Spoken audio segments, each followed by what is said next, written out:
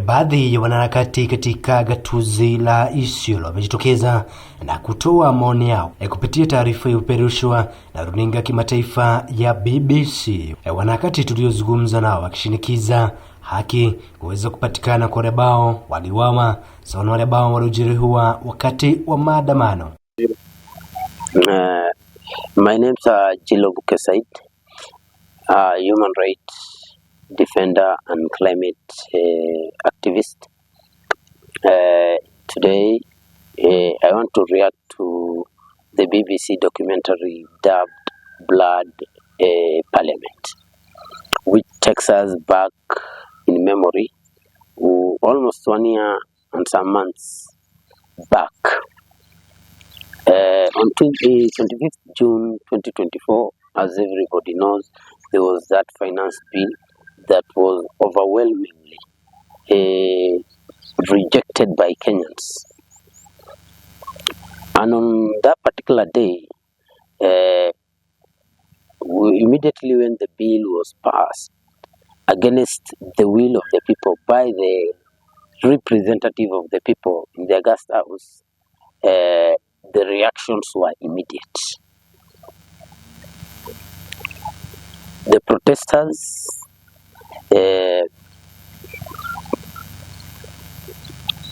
decided to fully register their dissatisfaction with the finance bill and the conduct of the parliament at that particular time for passing the bill. And it never happened, the protest never happened in Nairobi alone. It was a spontaneous and organized movement countrywide. But when the protesters decided to register their dissatisfaction, those who were mandated to protect the protesters as provided for by the Constitution turned to be the people who would gun down, wound the protesters, which is ironical. Here in Isiolo, we went to the street. The protesters were peaceful. I was part of the team until when police started using excessive force is when there was a flare of anger among the protesters. But as human rights defenders, we defend the rights of the protesters as well as the right of the police. We decided it shouldn't be a cause of anybody getting killed or getting wounded by the police or the excessive force of the police, and we withdrew tactically from the streets. Despite our tactical withdrawal from the streets, 7 people were shot at close range by rogue police officers. All the police officers across the country, not police officers, but rather the rogue police officers who misused their firearms are known. In that particular documentary, they have been captured very well. 2 of them have been identified beyond reasonable doubt. Even when you go to other parts of the country, the police officers who are involved in this particular misuse and excessive use of force are known. Even here in Isiolo, they are known. But despite them being known, as I had earlier stated, the failure comes from IPOA. So it needs a collective responsibility from all the stakeholders. That includes government, independent commissions like IPOA, like Kenya National Human Rights and other non-governmental organizations to push the government to bring these officers to book. Because if you are not of violating law, there is no need for you being kept within the police service because you are not fit. They should be taken through judicial process, and justice can be achieved that way. I'm saddened to see what BBC recently released in their documentary. To my surprise, our media houses, Kenyan media houses, never showed us behind the scenes what really happened. As a young person who was in support of the protest, it was sad to see how young men and women in this country were brutally murdered by police when they were entering the Kenyan National Assembly, the Kenyan Parliament. Our aim was to occupy the Parliament and shed the lights on our grievances, on what we don't want in the previous finance bill.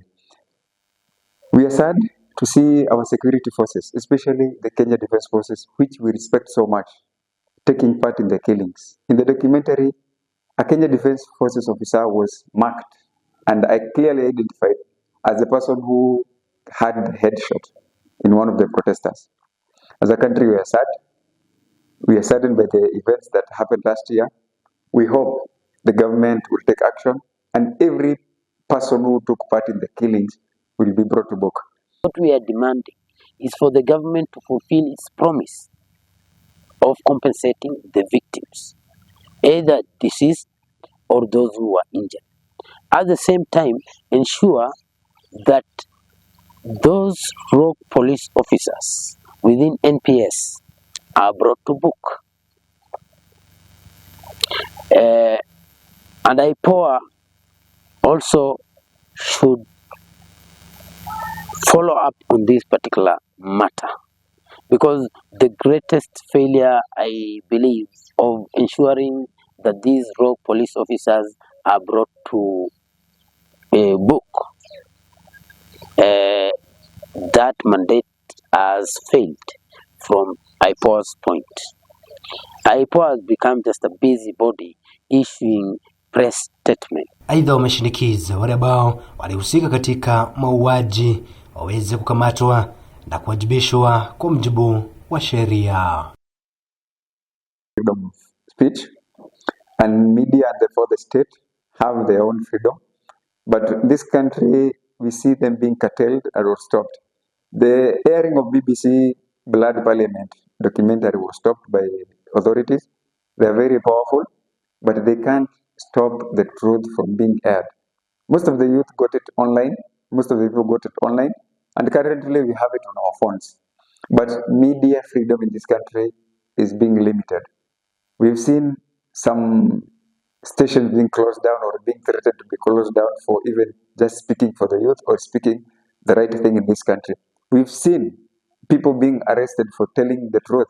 We've seen some media outlets being threatened. In this country, we don't have media freedom, but we also think some media houses are used to hide the truth. The mainstream media houses are used to hide the truth. And we demand justice for all those youth who were killed in that day. June last year was a very dark period for us. The whole country lost a lot of youth. In the documentary, they estimated around 60 youth were killed in Nairobi. But what about other parts of the country that experienced the same police brutality? We demand change. We demand justice. We demand everybody who took part in that protest and killing people should be arrested, and these families should get justice. We can't face the government at the moment. We don't trust the government of the day. Our able president, you promised a lot when you came to power, but the promises are yet to be fulfilled. We only see killings, abductions, and more taxes to us. You're the first person who said you will remove all the taxes on fuel, on anything, on food. But in your government, the finance bill that you proposed with your MPs was against what you promised us. As a country, and the majority of youth, we don't have hope in this government at all. We don't trust the police. We don't trust anybody working for this government. Nikiripotia Kamachu TV, ni reporter 001 wa Jombe Kamachu.